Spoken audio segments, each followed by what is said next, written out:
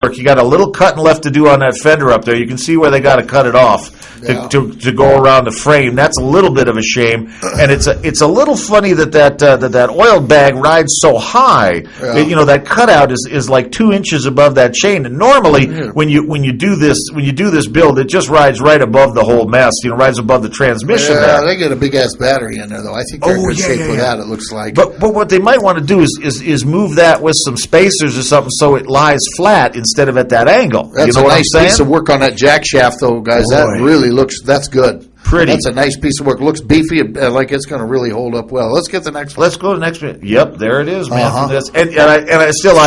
I hit you again with that. You might want to move that oil bag so it's perpendicular with the ground. So the flat side's flat with the ground. I see where you're trying to follow the chain, but I don't know if that's going to work out, man. I don't know. I think we'll see. We'll see. Okay, I think we got one more, baby. We got another one in there? No, that's it. Bonneville. I haven't even noticed. We got 2 carburetors there.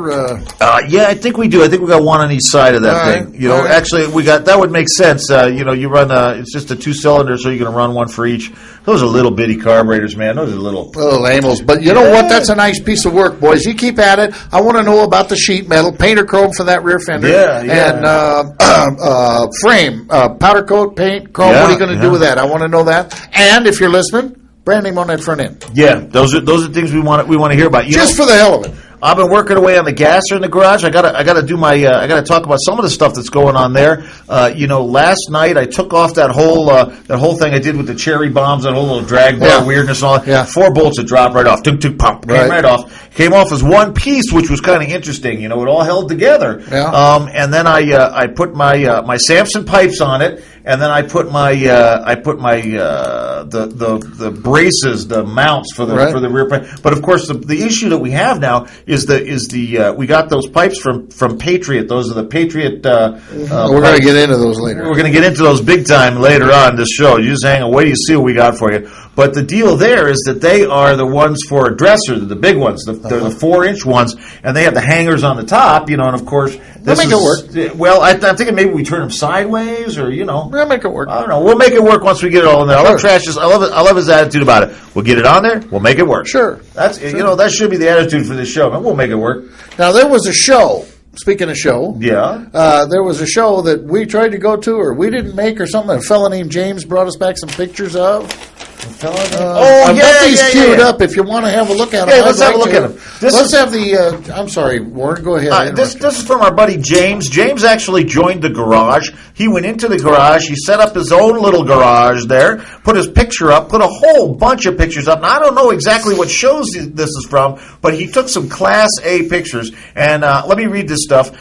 James, hey guys, my name is James. I live in Richmond, Virginia. I got my first bike about 12 years ago. It was a Yamaha XJ750 Midnight Maxim. Perfect. The bike I ride now is a 1967 Triumph Trophy Chopper. I belong to a motorcycle ministry at my church called the Soul Winning Soldiers. You may remember the Yes, I remember that. And we are about 100 strong, which is right on, man. That's a healthy little group there. We go to bike events all over Virginia and sometimes North Carolina and tell people about the love of Jesus.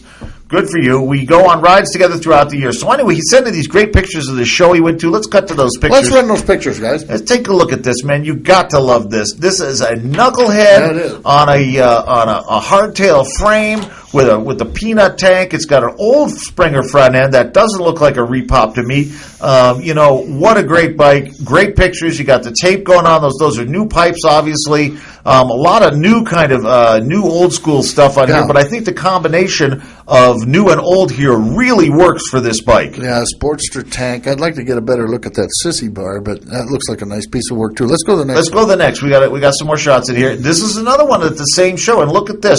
We've got that looks like something our buddy Toga would put together. It really does. It looks like a Toga bike, or it actually looks like Pee Wee's bike. I don't know, for some reason it kind of reminds me of Pee Wee's a little bit. A little bit. But the thing I like about this is the use of the gas can there in the front. What are those called? Those are called not a gas can. It's what is it? Got me. It's the spun aluminum cans there that they use for an oil tank now. They used to use them for gas tanks on dragsters is what they used to use. Okay. Fuel cells is what they call that a dragster gas can. Well, it's a dragster gas can, and they're using it as an oil tank on this, so it moves the tank out from under the rear seat and sticks it right in the front there. On a bike like this, it kind of works. Yeah, we're looking at an Evolution motor there. Yeah, we're looking at an Evolution, and we've got it looks like a stock 5-speed in there. Might be a 6, a little hard to tell from here, but it's the later year because you can see the way the line's coming out of it. That's a 96 on up. Wide glide front end. Wide glide front end. Laced wheel looks like, or is that no, that's a cast wheel. Well, it's a cast wheel, but that's the thing. If I were going to change anything on this bike, I would go with a 21-inch on the front of it. I just like that better on this kind of a bike. I know there's guys that like these cast wheels and give it that beefy look. I like the skinny wheel a little better. Let's go to the next, please.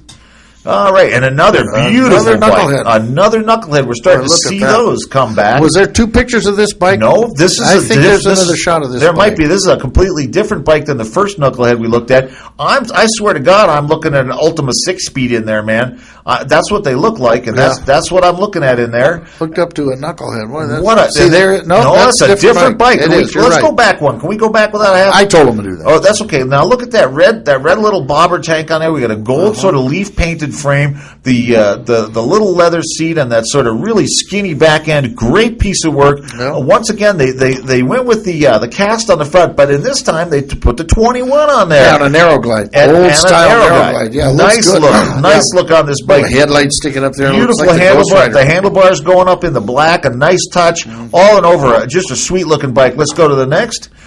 And there we go, another knucklehead. This show is they're just lousy with knuckleheads here. And again, skinny front end. We got your cast front wheel, but it looks like they polished it a little bit on this one. It kind of looks like the Ghost Rider bike. Sits the same. It sits a lot like the Ghost Rider bike. That knucklehead. I know Casey's wetting her pants out there looking at this knucklehead. She just got a thing for knuckles. I tell you, they're really nice, and they've done this sort of nice like patina on these tanks. I don't know if you guys can see it at home, but it's got kind of a nice sort of crunchy look on it. What's that little whoop-de-doo on the end of the rear fender there? Looks kind of. He says he's looking at it up close. It looks like copper. Well, what's that thing on the rear fender there? I think it's a little fake piece of flame coming out of there. Darling, you get your honey sitting on that, you're going to lose her. Yeah, she's not going to fall off the bike, but I'm going to tell you, she's going to throw stones at you. Let's go to the next bike. Let's go to the next bike. That's a little. There you go. What's not to like?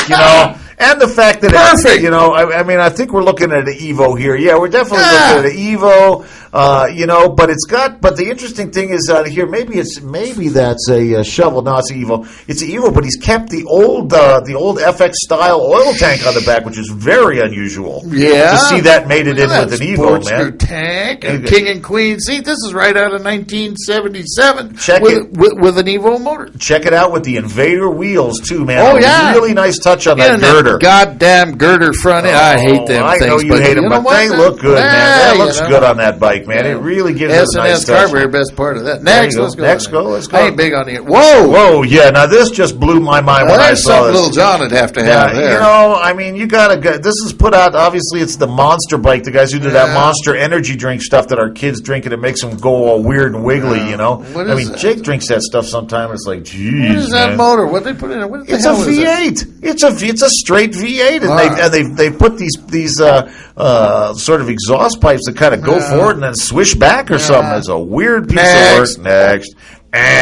Now I just love this because I love carburetors. And here you have 3 old-style hot rods in a row. They've got these actuator arms running across them. It's a little bit blurry, but that is an Evo motor, ladies and gentlemen. Good Lord. And it's a right-side drive Evo motor with this platform, this manifold full of carburetors. What a lot of fun, man. I can imagine tuning this thing, man. the other side of that. Let's go to the next one. I think we got to... No. Now, for those of you who don't like carburetors and, of course, need to be blown on a regular basis, we can get blown here with this blower. It'll blow you. It's a blow thing. Yeah, it's like blow, blow, blow, blow, blow. Look at the paint on this, though, Warren. And it's got this like sculpted tank thing. Yeah, I'm out on that. But I'm admiring the craftsmanship in that paint. It really is deep, is what we're looking at there with that red and the shadowing on the red going into sort of a deep black, but it's got some ripple effect in it. Really nice.